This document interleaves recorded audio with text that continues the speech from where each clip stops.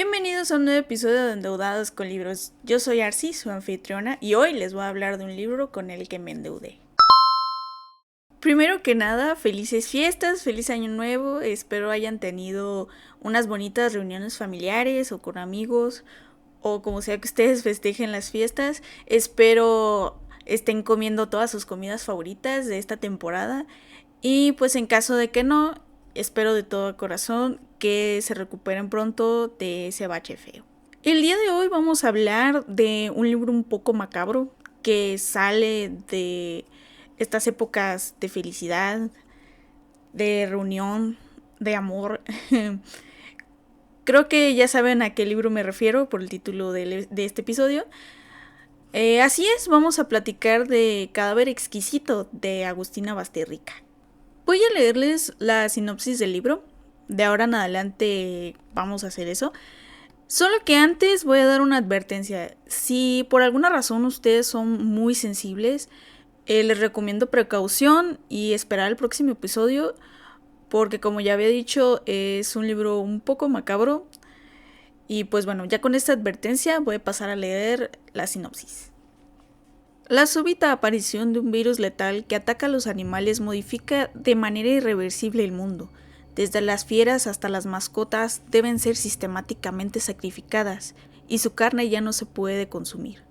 Los gobiernos enfrentan la situación con una decisión drástica, legalizando la cría, reproducción, matanza y procesamiento de carne humana.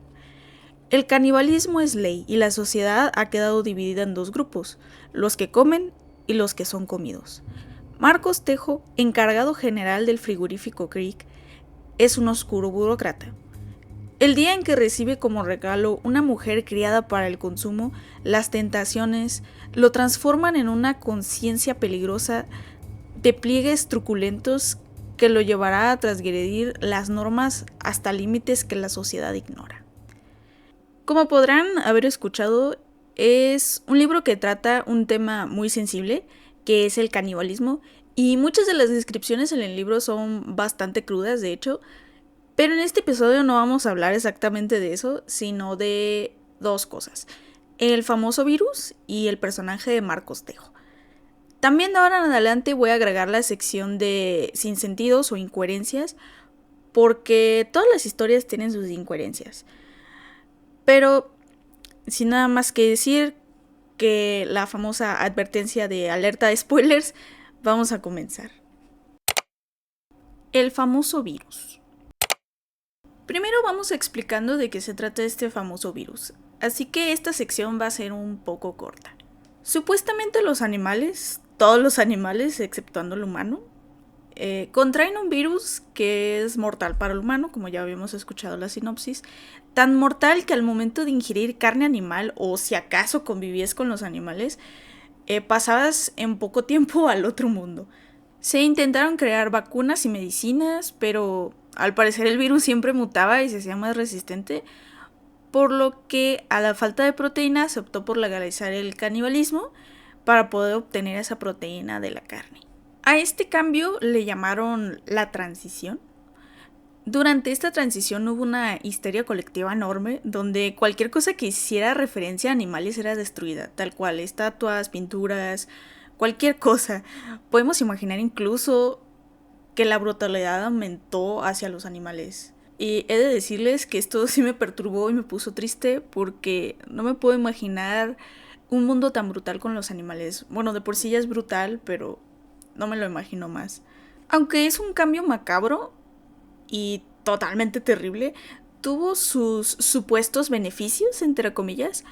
Supuestamente bajó la delincuencia, la pobreza y la contaminación. Y dudo mucho de las primeras dos cosas. Ahora, no voy a explicar cómo funciona toda la industria de la carne en el libro.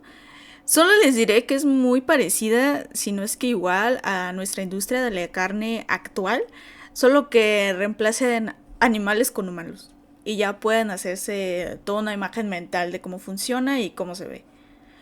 Entonces, ya con esta explicación, como les dije, era una sección cortita, pasemos a Marcos Tejo. Marcos Tejo. Para empezar, este personaje no tiene como una evolución que uno espera, o más bien no tiene la evolución a la que estamos acostumbrados a leer en otro tipo de historias.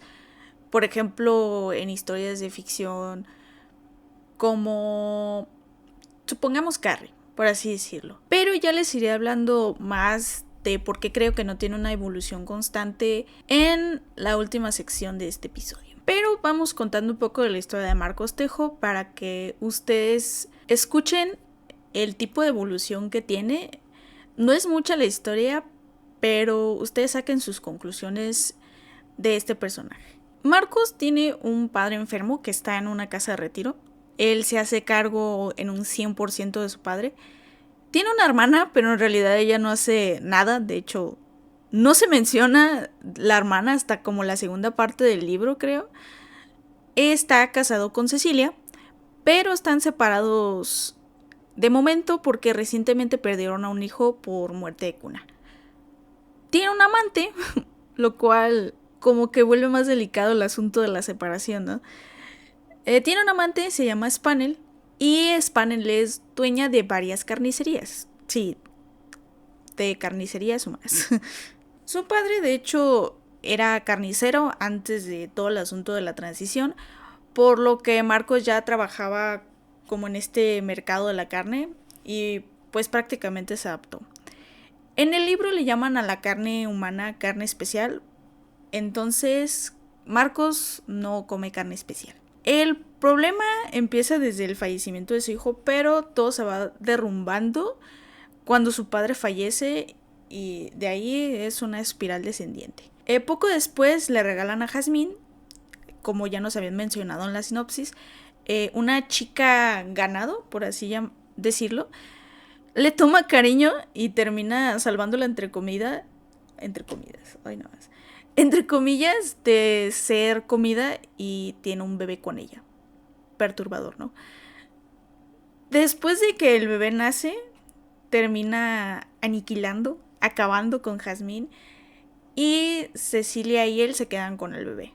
En sí, además de ser la historia de Marcos, es como un resumen súper rápido de lo que se trata el libro. Entonces es un spoiler grandísimo. Pero como les dije, la evolución de Marcos, como ya les comenté, es una espiral descendiente a la locura, porque su historia comienza después de la muerte de su hijo. Entonces prácticamente el libro solo le da como seguimiento a ese derrumbe mental del personaje, además de agregándole toda la situación distópica y podré decir que apocalíptica del canibalismo. Pero esto tiene muchos sinsentidos. Me surgieron varias dudas y cosas que en realidad no pude entender, por lo que vamos a pasar a la siguiente sección. Sinsentidos de este mundo postapocalíptico. De ahora en adelante trataré de agregar esta sección donde hablo de sinsentidos de las historias, porque es importante. Mientras repasaba las páginas del libro fui juntando varias incoherencias o situaciones que la escritora no explicó muy a fondo en el libro o yo de plano no entendí. Voy a comenzar otra vez por el personaje de Marcos Tejo. Ya mencioné que el personaje no tiene la evolución que uno como lector está acostumbrado, les digo, como la novela de Carrie, donde Carrie pasa de ser una chica marginada con ciertos poderes de telequinesis a ser un personaje que destruye todo, vaya. Personalmente creo que es una caída en picada, como ya les había mencionado. Fue demasiado rápido y no tuvo muchas explicaciones más que las necesarias, vaya. Creo en sí que la vida de Marcos Tejo fue incrustada en la historia para hacer más digerible el libro, como un ejemplo de la cotidianidad en este mundo distópico y terrible. Siento que es más un imaginemos que o un qué tal si, y el personaje solo nos va guiando como en las situaciones del mundo distópico. Lo siguiente es que me costó, no sé si alguien más, posicionarme o imaginar como un tiempo, una época precisos. Se sabe que es como alrededor del 2015 en adelante, de eso creo que no tengo duda, pero de ahí no explica nada más. Esto también me causó ruido porque menciona que el mercado de la carne especial se perfeccionó y se agilizó muy rápido, así de que... Así, por lo que me cuesta entender como cuántos años han pasado. Hay ciertos puntos en los que te da a entender que no han pasado muchos años desde la transición, pero a la vez te da a entender que ya pasaron bastante, ¿sabes? Entonces me es difícil. Además del tiempo, que no tiene mucha explicación, tampoco tiene sentido que haya casi desaparecido la delincuencia y la pobreza si el protagonista en la historia está cometiendo un crimen al cuidar a Jasmine y además se asocia con un grupo de millonarios que cazan humanos de manera ilegal. Entonces, eso no tiene sentido. O para hacerla más clara, les voy a leer un pedazo. La purga había traído aparejados otros beneficios. Reducción de la población, de la pobreza, y había carne. Los precios eran altos, pero el mercado crecía a ritmos acelerados. Hubo protestas masivas, huelgas de hambre, reclamos de las organizaciones de derechos humanos y, al mismo tiempo, surgieron artículos, estudios y noticias que afectaron la opinión pública. Universidades prestigiosas afirmaron que era necesaria la proteína animal para vivir. Médicos confirmaron que las proteínas vegetales no tenían todos los aminoácidos esenciales. Expertos aseguraron que se habían reducido las emisiones de gases, pero había aumentado la malnutrición. Revistas hablaron sobre el lado oscuro de los vegetales. Los focos de protesta se fueron debilitando y seguían apareciendo casos de personas que en los medios decían que morían del virus animal. Este pequeño fragmento que les leí en el libro que ya tengo es de la página 19 a la 20. Como pudieron escuchar, se explica cuáles fueron como estos beneficios. Bueno, se menciona porque no se explica a fondo. No hay como más argumentos que hagan válida esa idea. Entonces es difícil de creer que es realista, vaya. En cuestión de la pobreza, según el libro, disminuyó, casi desapareciendo, pero en el libro existen los carroñeros, gente que es pobre y roba los camiones de carne o esperan fuera de los frigoríficos para que les den las sobras de carne, por lo que no tiene sentido que haya disminuido tanto la pobreza. Entonces no me genera sentido. También menciona acerca de la reducción en cuestión de gases de efecto invernadero y contaminación. Eso sí me suena un poco más coherente, pero a la vez no tanto, ¿saben? Y de momento, pues esos fueron los puntos que encontré que no se me hicieron coherentes o que les hizo falta mucha explicación, pero si ustedes encontraron algunos más, no duden en dejarlo en los comentarios. Conclusiones. Ya para ir cerrando este episodio, voy a dar mis opiniones y mis conclusiones acerca de este libro. Es un libro fácil de leer en cuestión de escritura, es rápida y fluida, no hace muchas descripciones innecesarias y es muy preciso. Recuerdo yo lo leí en un ratito y son, creo, 250 hojas más o menos. Es pequeño el libro, pero es muy rápido de leer y es muy ágil, vaya. No es un libro apto para lectores muy sensibles, como les había mencionado al inicio del episodio. Sí hay descripciones que dan imágenes mentales demasiado grotescas, he de decir, pero creo que es un buen libro para analizar más a fondo si es que son estudiantes de sociología o filosofía, incluso de economía, o simplemente les interesa historias de distopía. Igual lo digo porque parece serlo y creo que pueden sacarle mucho más jugo del que le saqué yo en este episodio.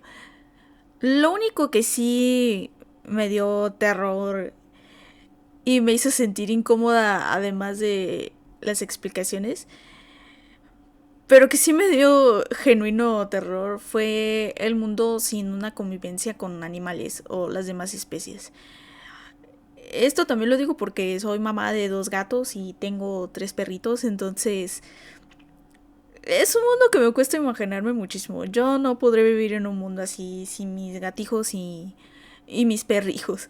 No considero que sea un gran libro, tampoco considero que sea malo. Les digo, es más un qué tal sí o imaginemos qué o pensemos en una distopía más extrema de la que vivimos. Pero les digo, creo que pueden sacarle mucho más jugo si son estudiantes de sociología o les interesa mucho la filosofía. Creo que puede servir de algo. Antes de terminar, vamos a hacer la recomendación de este episodio con temas de distopía y un poco de futurismo, ya que este libro fue de temas distópicos. Les recomiendo mucho el cuento de Todos los males del mundo de Isaac Asimov. Yo leí este cuento cuando estaba en prepa. Recuerdo estaba en el taller de escritura y aún me resuenan mucho las últimas líneas del cuento. No les hago spoiler de este cuento para que ustedes lo disfruten y lean los demás, porque tengo entendido son 3 cuentos acerca de la computadora multivac y este es el segundo, el de Todos los males del mundo. Así que por si les interesa leer los otros 2 cuentos, adelante, yo los voy a leer dentro de poco. Y bueno, eso sería todo de mi parte. Muchísimas gracias por escuchar el episodio y llegar hasta acá.